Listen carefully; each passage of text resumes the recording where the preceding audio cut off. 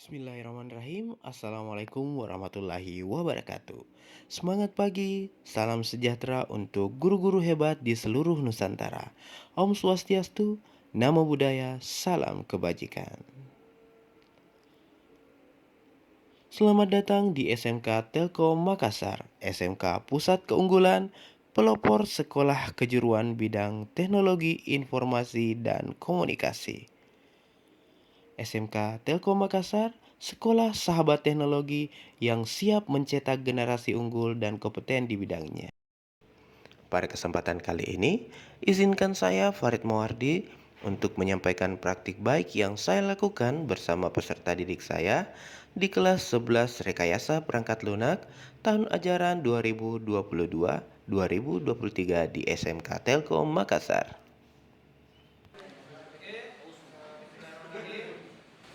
Semangat pagi! Teman-teman, sebelum kita memulai pelajaran, marilah kita berdoa bersama-sama sesuai keyakinan masing-masing. Doa dimulai. Doa selesai. Hal pertama yang saya lakukan adalah berupaya menciptakan suasana kelas yang nyaman dan bersahabat bagi peserta didik saya. Langkah-langkah yang saya lakukan yaitu, yang pertama, melakukan pendekatan dengan peserta didik. Yang kedua, melakukan pembiasaan pagi dengan menyambut mereka dengan semangat pagi. Dan dilanjutkan dengan membaca doa sebelum memulai pembelajaran. Asesmen diagnostik. Asesmen ini bertujuan untuk mendapatkan data pemetaan peserta didik berdasarkan kebutuhan belajarnya.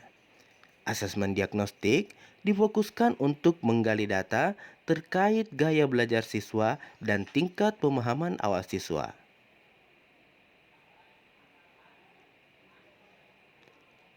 Sekolah menyiapkan beberapa pertanyaan untuk mengetahui gaya belajar siswa melalui LMS sekolah.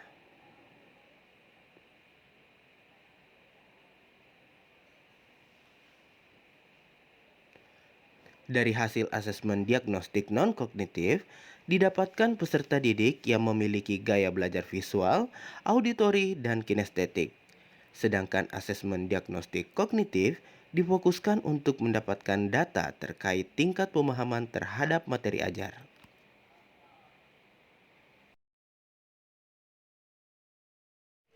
Berikut adalah laporan individual gaya belajar yang telah diisi oleh peserta didik melalui LMS sekolah. Pembagian kelompok. Berdasarkan hasil asesmen yang sudah dilakukan sebelumnya, saya kemudian membentuk kelompok-kelompok sesuai gaya belajar peserta didik, yaitu gaya belajar visual, gaya belajar auditori, dan satu kelompok dengan gaya belajar kinestetik. Mereka nantinya akan berkolaborasi dengan konten ajar yang saya berikan. Selanjutnya, mereka juga diharapkan mampu menumbuhkan rasa kerjasama dan kebersamaan untuk menyelesaikan proyek yang nantinya akan menjadi tugas akhir pembelajaran dengan pendampingan oleh guru.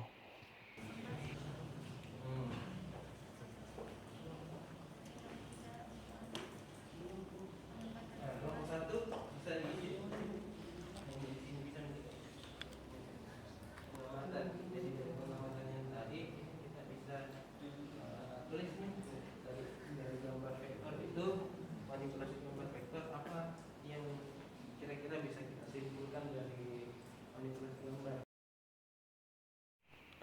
Konten belajar.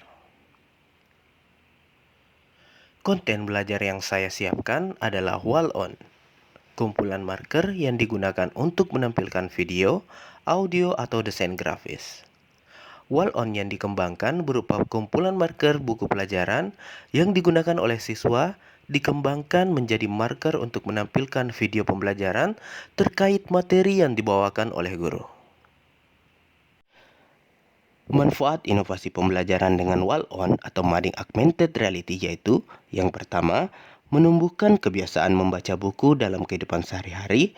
Yang kedua, menumbuhkan semangat berinovasi dan berkreasi kepada peserta didik, khususnya di dunia pemrograman komputer. Dan yang ketiga, terciptanya berbagai produk-produk yang menarik dan menyenangkan. Wall-on diharapkan menjadi solusi digital berupa teknologi yang mampu menampilkan visualisasi yang lebih detail dan interaktif berbasis augmented reality. Wall-on diharapkan menjadi media pembelajaran yang praktis untuk digunakan karena marker yang disiapkan adalah buku pelajaran yang dimiliki oleh semua siswa. Untuk melengkapi konten belajar dengan Wall-on, saya menggunakan metodologi design thinking. Empati, define, menentukan ide sebanyak-banyaknya melalui wawancara atau jurnal, menghasilkan ide berdasarkan hasil diskusi, kesepakatan kelompok, kemudian membuat prototipe. Setelah prototipe selesai, setiap kelompok mempresentasikan hasil diskusinya di depan kelas dan kelompok lain memberikan tanggapan atau saran. Guru melakukan tes sumatif.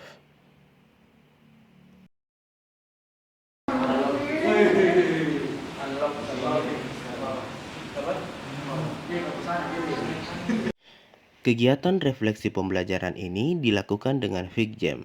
Peserta didik diberi kesempatan untuk menuliskan perasaan ataupun pendapat mereka terkait proses pembelajaran yang sudah mereka lalui pada sticky note yang disiapkan pada FigJam.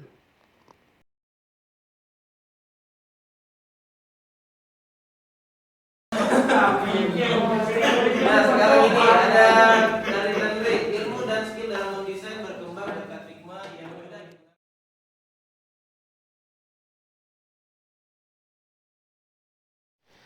Setelah produk yang dihasilkan siswa selesai, karya tersebut telah mendapatkan apresiasi dan diterbitkan dari berbagai media online dan media cetak. Terima kasih, semoga kami terus berproses untuk melakukan pembelajaran-pembelajaran terbaik dalam kelas di pertemuan selanjutnya. Terima kasih.